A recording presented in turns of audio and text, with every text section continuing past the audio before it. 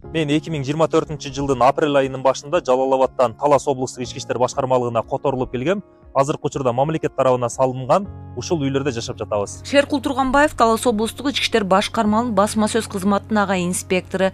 4 ай мурда бул кызматтык үйгө үй бүлөсү менен көчүп кирген. Буга чейин 2 жолу батир которгон кызматкер үчүн бул үйдүн берилиши ишине болгон жоопкерчиликти жогорулатты. Кызматтык үйлөр негизинен бардык шарты менен курулган. Бул бөлмөлөр менен тааныштырабыз. Бул биринчи бөлмө бул кампа, ал эми кийинки бөлмө бул чоң залы. Биз кээ бир учурда жумуштан бүтпөй калган иштерди ушул жерде бүтүрөбүз. Ал эми бул жагы болсо конокторду тосууга ыңгайлаштырылган.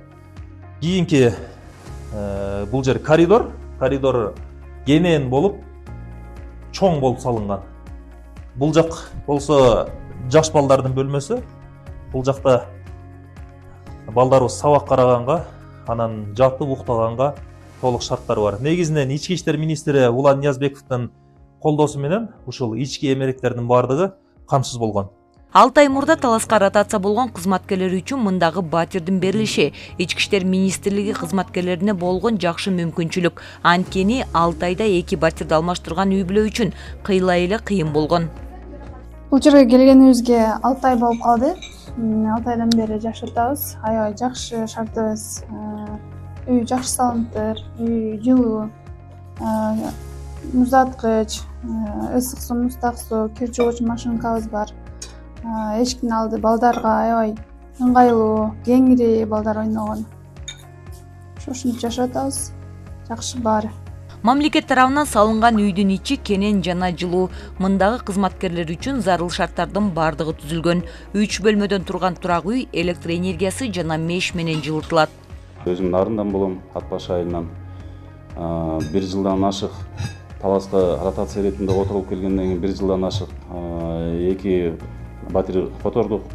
Бүгүнкү күндө өзүңүздөргө маалым болгондой квартирага отуруш деле бул бир кандайдыр бир ыңгайсыз абалдарды түзүп берет. Ошол себептен квартирада жашашта өзүңүздөргө маалым болгондой акча каражаты бир топ акча каражаты төлөнөт. Ал эми азыркы жашаган мамлекет тарабынан салынып берген үйлөрдө биз бекер жашайбыз. Бул кызматтык үйлөрдүн 5-өө Талас облустук ички иштер башкармалынын кызматкерлерине берилген. Бул үйлөрдү курууга мамлекеттик казынадан каражат бөлүнсө, үйгө керектүү техникаларды ички иштер министрлиги камсыздап берген. Жумушка тоскоолдук батир издеп, тоскоолдук болуп баягы кыйынчылык жаралбасын деп ички иштер министрлиги тарабынан жалпы бардык шарттар түзүлгөн. Жалпы область боюнча 10 кызматтык үй бар. Бул кызматтык үйлөргө сырттан баягы ротация иретинде которулуп келген кызматкерлер турат. Азыр айтып кеткендей, ошол үйлөрдүн бардыгында жашоого бардык шарттар толук түзүлгөн. Бүгүнкү күндө Талас шаарында Талас облустук ички иштер башкармалыгына тиешелүү 1,5 гектар жер бар. Эми ал жерге да турак жай салуу үчүн аракеттер көрүлөт. Башкы максат милиция кызматкерлерине жеткиликтүү шарт түзүү. Бегайым Асымбаева, Калмурат Мейманбеков, Зина Акматова, Талас шаары.